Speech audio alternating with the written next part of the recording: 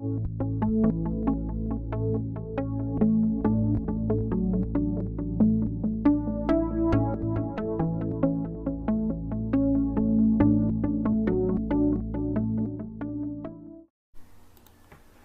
like to sincerely thank Ray Hernandez and Free for the gift of being able to contribute.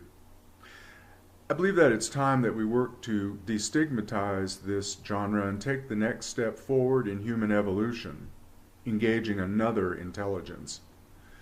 This is about my life and my family's contact with non-human intelligence. My name's Ralph Connor.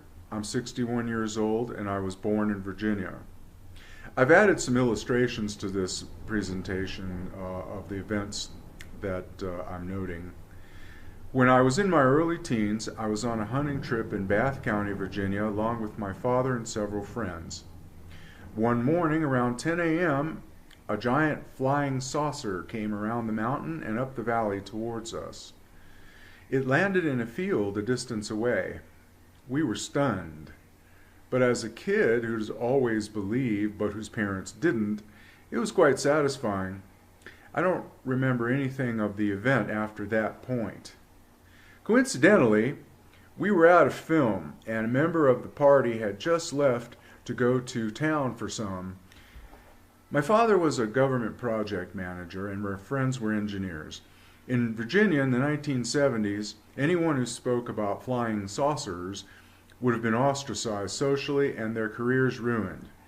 I don't think that it's different today. So, we never spoke about it, and even then only in whispers. My father and I experienced similar encounters during that time frame. There was an intense public interest in UFOs then, which I don't see today. Dad and I were taken aboard one spring, every night, off and on, for a few weeks. As a sci-fi aficionado, this was pretty cool. At first I thought that that was why I was having the dreams. I eagerly awaited their arrival in the evenings, and I was very disappointed if they didn't show up. I jokingly called them my friends, the spiders from Mars. They looked rather similar to that to me. They conveyed humor and a very personal interest in me. But my father was having the same experiences and he let me know. And so I became aware that this all was totally real. I realized that an advanced intelligence in a shape I had never imagined was engaging me. I thought that was pretty cool. But Dad didn't appreciate it at all. I remember that I believed that this was an alien, benign, advanced intelligence. But Dad was really angry about the whole thing. It's relevant to mention that neither of us had any fear of the situation. I began college at this point, and I had to put all of this out of my mind. After a year, I took a hiatus and went to study in Zen, Jesuit, and Hindu ashrams for a few years. But when I discussed my relationship with this intelligence with the ashrams, they looked it up and determined that based on scripture, any advanced beings coming here were likely evil because it's the age of Kali.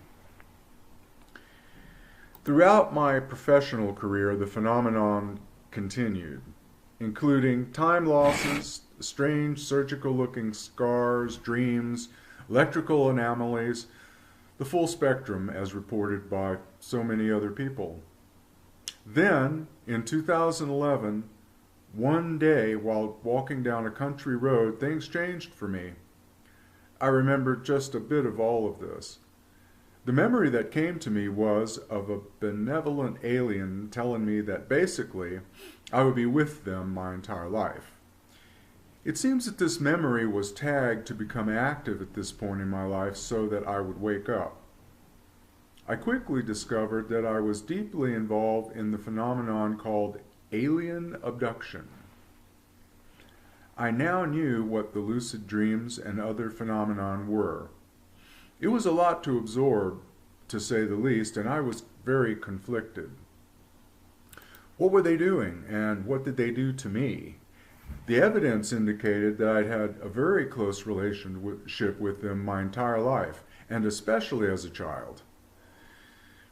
The material available to me at the time, when I began to study the subject, favored a negative approach.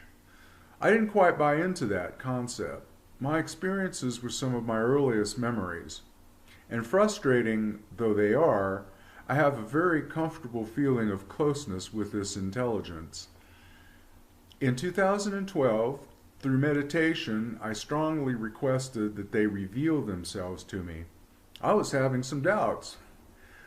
A few nights later, they kindly appeared for me over Escondido, California during a storm. I was with my wife. She was upset, and I had to drive her immediately home.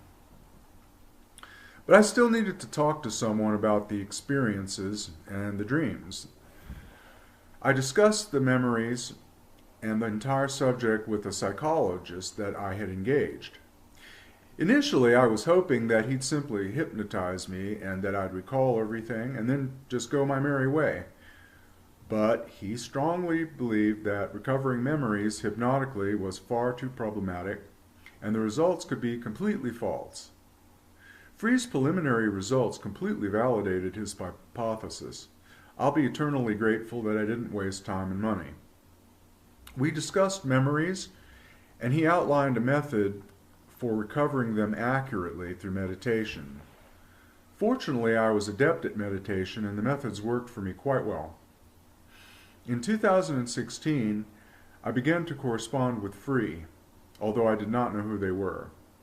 But its questionnaires seemed quite a bit more focused and intelligent than the others that I'd seen. When I read Free's preliminary results of October 2016, I was amazed. The changes in my life after awakening to the knowledge of my engagement with this intelligence were exactly as noted in these results. I believe that it was for me what Mary Rodman calls a trigger of consciousness. Weird stuff began happening. I began to meditate again, my diet changed, and my consciousness perceptibly altered. At the same time, an image of an ET began to form in my mind. I think that the word communion is a great description of the phenomenon of telepathy. There's a picture at the end of what I think I looked like during our communication. The being told me that they couldn't communicate consciousness with me if we had any negativity towards them or overwhelming fear. And if I changed my mind and decided that they were negative, then I'd forget this conversation as well. That's the way it works. They're all around us. They have intensified their efforts, but we have a gulf to cross before we can advance in our relationship. It's important that we take this opportunity to raise people's awareness and uplift the entire planet. I hope that we seize this opportunity. We're not alone. Thank you.